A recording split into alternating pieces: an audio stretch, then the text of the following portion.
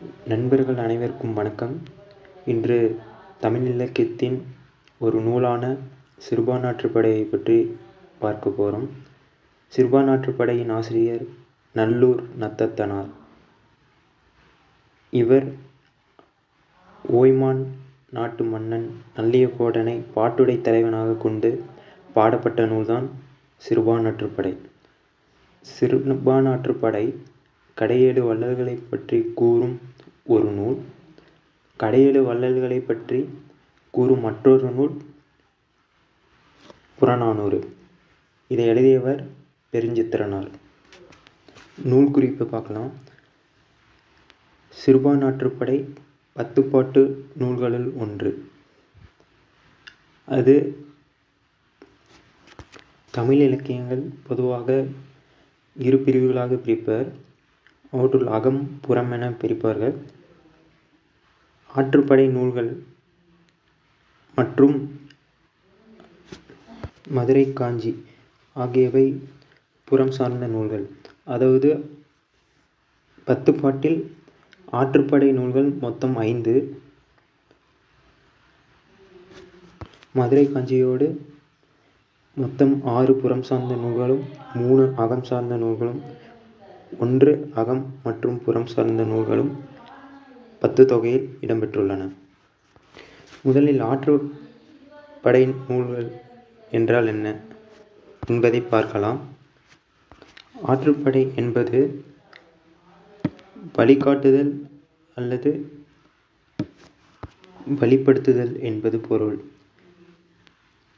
ஒரு பாணன், அதாவது அந்த காலத்தில் அரசரை பாட்டு பாடி பரிசில் பெறுபவன் பாணன். பாணர்கள், விரலியர்கள் மற்றும் கூத்தர்கள் மூவரும் அரசர்களிடம் சென்று தனது வறுமையை நீக்க அரசர்களிடம் சென்று மன்னர்களை போற்றி புகழ்ந்து பாட்டு பாடி பரிசில் பெற்று வருவர். வரும் வழியில் மற்ற பாணரோ, விரலியர்கள், கூத்தர்கள் இவர்களை பார்த்து அந்த தாம் பெற்று வந்த பொருட்களின் பற்றியும் அந்நாட்டு மன்னரின் சிறப்பு மற்றும் அந்நாட்டின் வளத்தையும் பற்றி கூறி அந்த மன்னர் இருக்கும் இடத்திற்கு வழி காட்டுவது ஆற்றுப்படையாகும். 8 தொகையும் 10 பாட்டும் சேர்ந்தவையே 14 மேற்கணக்கு நூல்கள் என்று அழைக்கப்படுகிறது. தொகை என்பது பல ஆசிரியர்களால் இயற்றப்பட்ட நூல். பாட்டு என்பது ஒரே புலவரால் இயற்றப்பட்ட நூல். ஆகையால் தொகை பாட்டு என பிரிக்கப்படுகிறது. இந்த சிறுபான்றாற்றுப்படையின் உள்ள பாடல்களின் அடிகள் மொத்தம் 269. சிறுபான்றாற்றுப்படையின் கதை என்னவென்றால், ஒரு பாணன் இருக்கிறான். அவன் ஓய்மான் நாட்டு மன்னனான நல்லியக்கோடனின் சிறப்புகள் அறிந்து, அவரின் கொடைத்தன்மையை அறிந்து, அவரை சென்று பார்த்து அவரை வாழ்த்து பாடி பரிசு வாங்கி நாடு திரும்புகிறான். வரும் வழியில் மற்றொரு பாணனை பார்க்கிறான். அந்த பாணரிடம் அவரது கொடைத்தன்மை, கல்வி, பண்பு போன்ற புகழ்களை எடுத்து கூறி மற்றும் அந்த நாட்டின் வளத்தையும் சிறப்பித்து கூறுகிறான். அந்த மற்றொரு பாணன் மிகவும் வறுமை கோட்டிற்கு கீழ் உள்ளவன். ஆகையால் அவனுக்கு பொருள் வேண்டி அவன் மன்னனை சந்திக்க எண்ணுகிறான். அப்போது இந்த பாணன் கூறியதை கேட்டதும் அவனும் ஓய்மான் நாட்டு மன்னரை சந்திக்க ஆசைப்படுகிறான். சிறுபான்றாற்றுப்படை ஆசிரியர் நல்லூர் நத்தத்தனார் இதில் கூறியிருக்கிறார், அந்த பாணர் முல்லை, மருதம், நெய்தல் ஆகிய நிலங்களையெல்லாம் கடந்து சேர, சோழ, பாண்டியர்கள் அவர்கள் ஆட்சி பகுதியான தலைநகரான வஞ்சி, மதுரை, உறையூர் ஆகியவற்றையெல்லாம் கடந்து ஒய்மான் நாட்டு மன்னனை சந்திக்க நினைக்கிறான். ஏன் சேர, சோழ, பாண்டியர் மன்னர்களை விட ஒய்மான் நாட்டு மன்னன் உயர்ந்தவனா என்ற கேள்விக்கு பதில்கள் அந்த காலகட்டத்தில் சேர, சோழ, பாண்டிய மன்னர்களின் ஆட்சி செய்த பகுதிகள் வளம் முன்பை போல செழிப்பாகவும் இல்லை. அவர்களின் கொடைத்திறன் ஒய்மான் நாட்டு மன்னரான நல்லியக்கோடனின் கொடைத்தன்மைக்கு ஈடாகாது. ஆகையால் அவன் ஒய்மான் நாட்டு மன்னனை சந்திக்க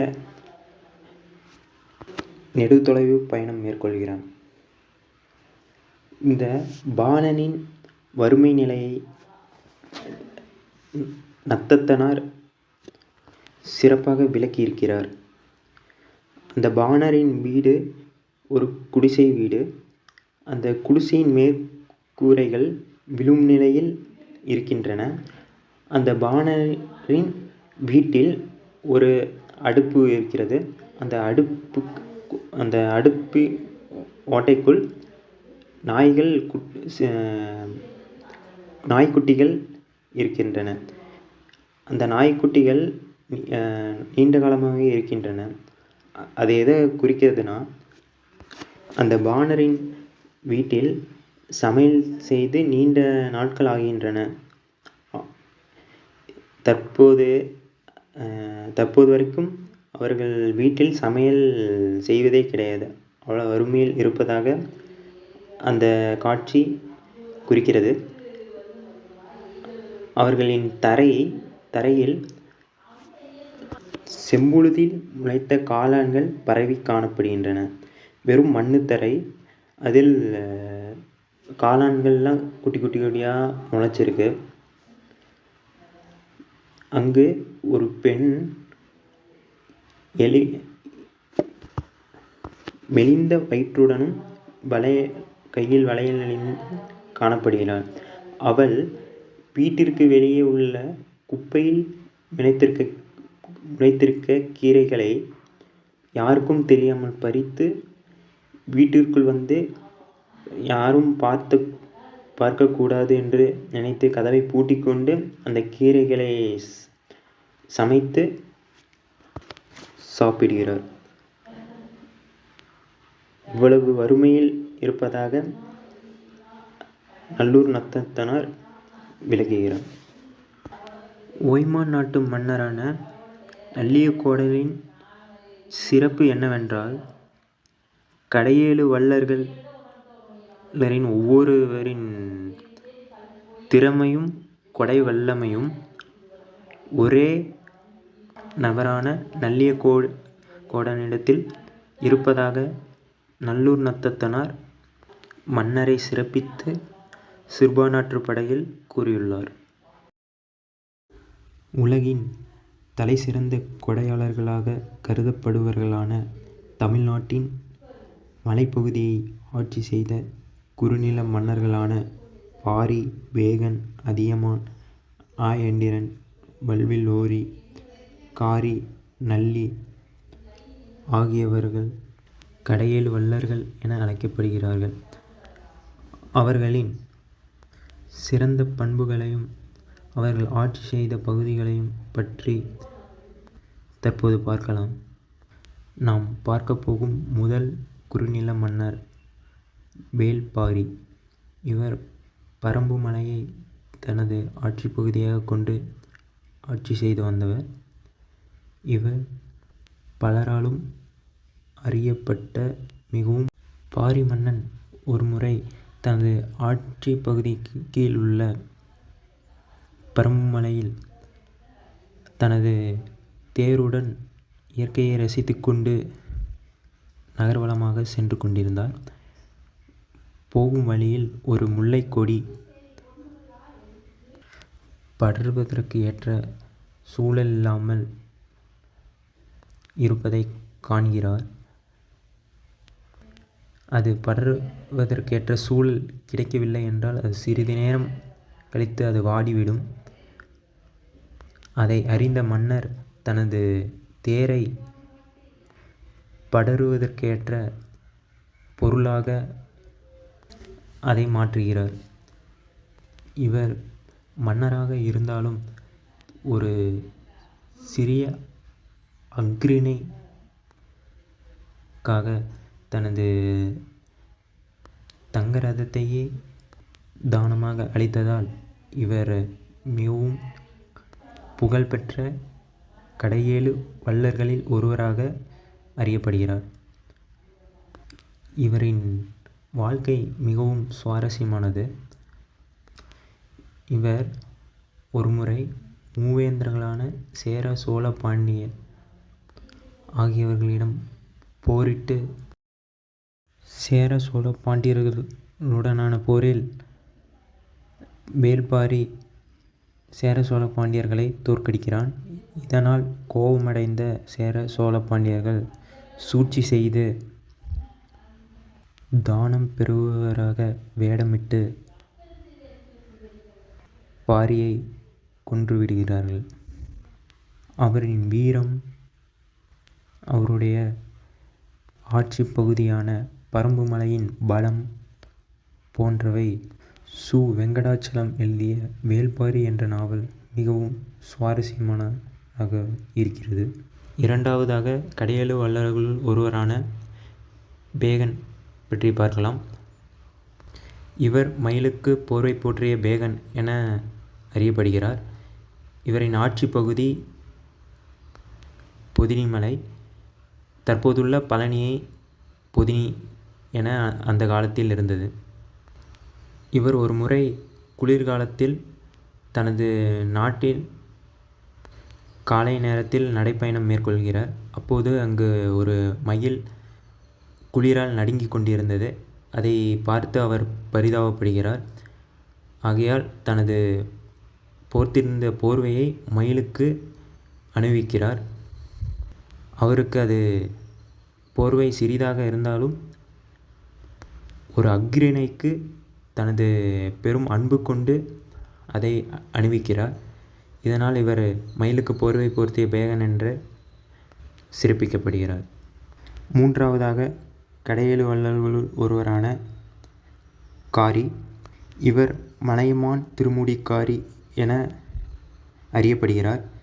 அதாவது மலையமானை திருமுடி கொண்டு ஆட்சி செய்த காரி. இதுவே இவருடைய பெயருக்கான பொருள்.